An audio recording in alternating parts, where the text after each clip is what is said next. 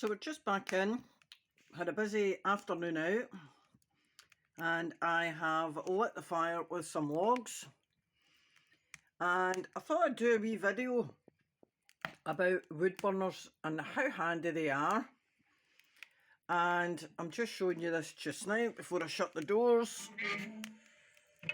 and you can see the glass is manky, which is a nice Scottish term for filthy. So tomorrow in the morning I'm going to clean these. So here I am relaxing in front of the wood burner, which is clean and just been lit, and I just want to talk a little bit about safety. So always clean your chimney, get the chimney sweep out at least once a year. If you're using your wood burner an awful lot, consider getting it done twice a year, because a chimney fire is a nightmare. Your whole room will be destroyed, and if you haven't got a certificate to prove that you've had your chimney swept, your insurance company may not pay out. This is in fact the law in France and should be the law in the UK. Don't know what the situation is in America, but get your chimney swept. Secondly, carbon monoxide detector. Get one. Any room that has either a wood burner or a cooker or an Aga or a stove, you really should have a carbon monoxide detector. We've got smoke detectors in this room, and we have one in the kitchen and we have one up the stairs, because we would never forgive ourselves if we had our kids staying, or in the future our grandchildren, and there was an incident with carbon monoxide. Not that our lives aren't important, but just do the thing. They're very cheap to buy. It could save your life. So what else am I going to talk about wood burners? So I have a friend down the road who has just moved in. She doesn't have a wood burner and she's thinking of buying one. So further on in this video, I've put the formula of how you can find out the size of your room and therefore the size of wood burner that you need to get. And if your room multiplies out and you need 6 kilowatt wood burner, go a wee bit higher, because the 6 kilowatt thing that they're saying is not enough to heat the house unless it is going at full capacity, and basically nobody does that. So I don't know what this one is, but it heats this room and the next room and goes up the stairs when it's warm. But we keep this not roaring up the lum. For English people, the lum is the chimney. So I like to just keep mine kicking over. When I start it, it's on pretty well full blast. Then once it's taken, I'll shut down the ventilation bits, things, and I'll just sit and get it ticking over, because it gives out a gentle heat. Fuel. Always use dry fuel. Keeps your chimney nice and clean, doesn't get it furred up with any deposits, and that makes it both easier to clean for the chimney sweep and also makes it safer for you.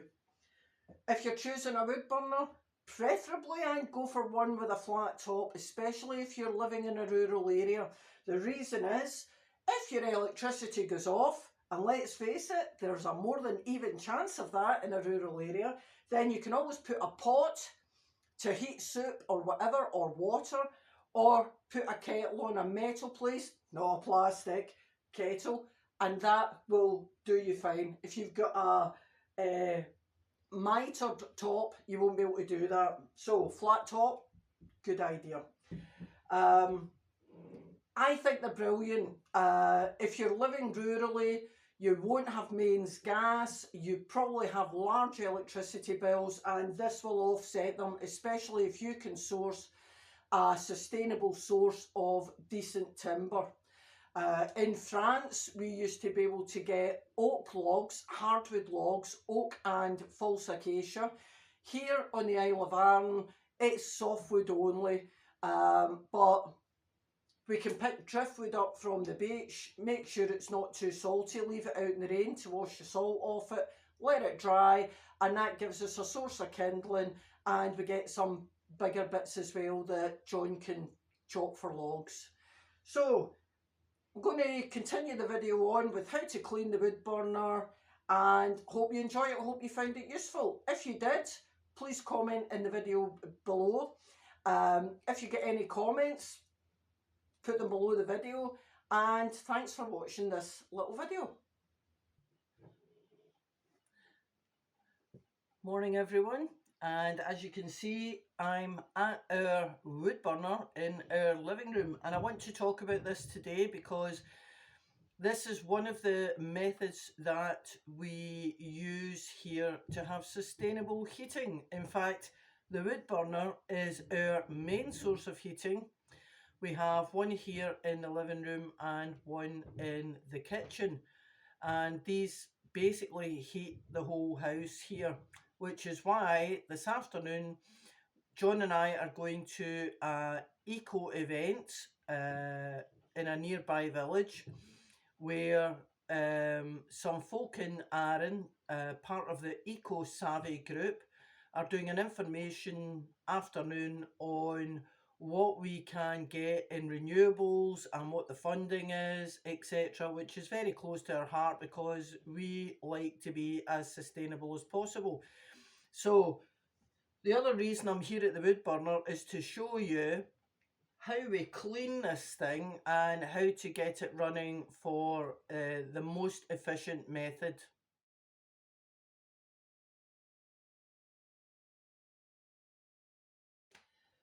So what's my routine for cleaning? So the first thing I do is I put down some old newspaper. This is just a piece of packing paper that came in a delivery yesterday. And I don't clean out the fire first. So, and there's a reason for that, so you need to watch. So I've done this door, and all it needs is a final little wipe down with a little scrubby. So I use this for the dishes, and this one is done. So instead of throwing that away, I'm using that to clean. If I get stubborn stains, I do use a spot of barbecue cleaner, but I use this really rarely. It's just here in case I need it. And I've got a bowl of tepid water. And all I do is literally, and you can see the pieces of ash coming off there. And a bit of elbow grease.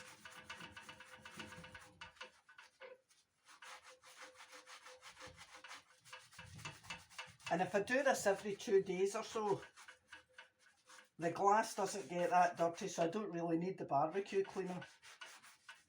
And I like to keep the glass clean because, number one, it's nice to look at the fire, but it also lets me see when I'm lighting it if the fire's taken or if I need to put some more kindling on.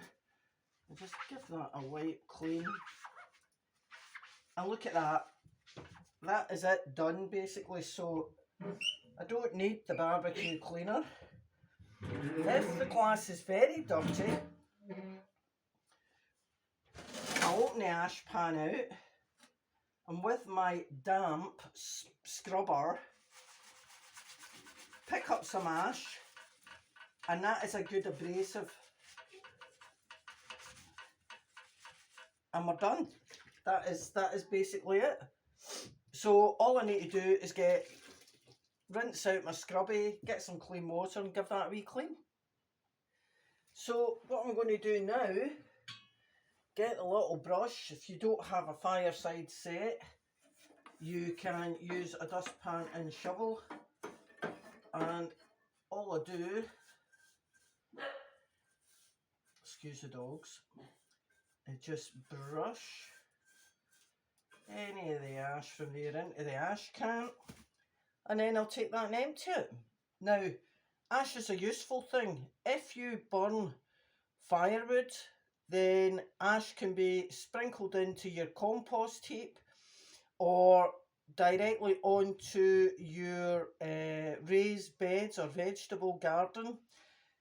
It will release nutrients into the soil, and it also helps to aerate the soil, so don't waste it.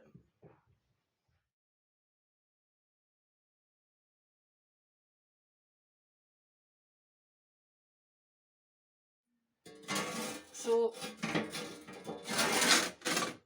one of the questions I'm asked a lot is, why do I have wood burners? Because they're dirty things. Well, a wood burner is a pretty efficient way of heating your home, and of course it's very attractive.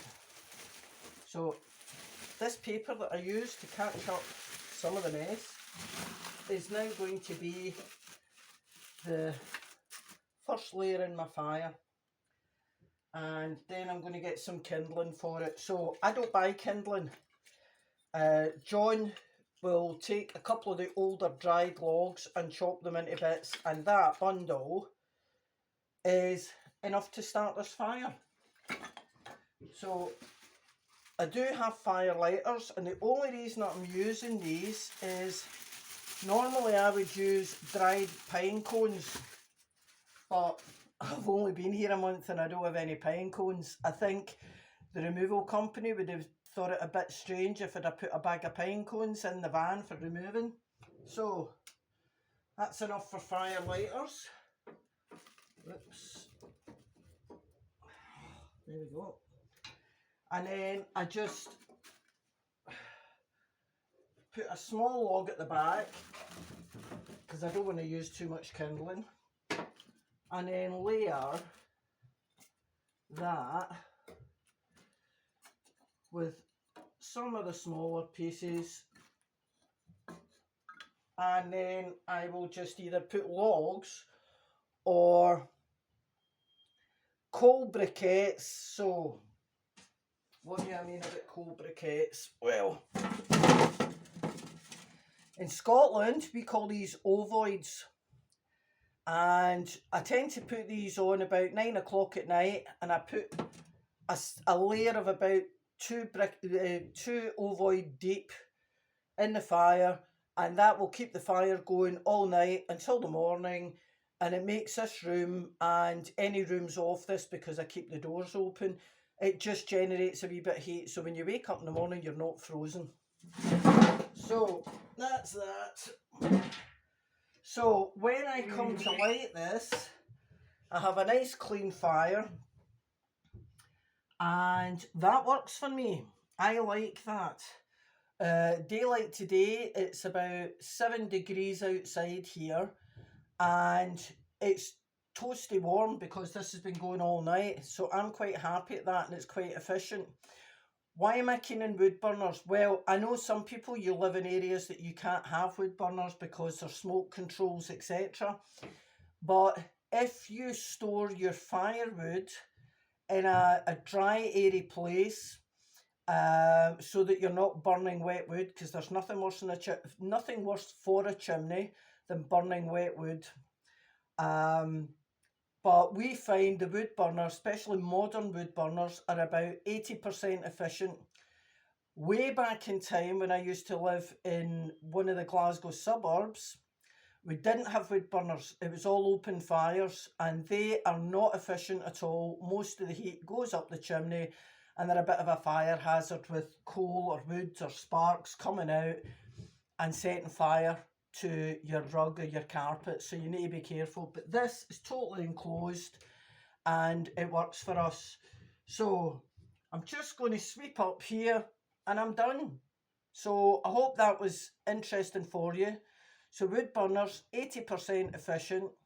We're hoping that when we go to this renewables event today, we can find out about, well, I want to find out about ground source heat pumps. Maybe an option, I don't know yet. And solar hot water, which I think will be good here. And also solar panels. Now, where we live in Lochranza is the darkest place in the village. And Lochranza has the dubious accolade of being the darkest village in the UK. So if we can find out more about solar and if it's going to work for us here, then basically it'll work for anyone anywhere. So watch this space. I will report back and let you know.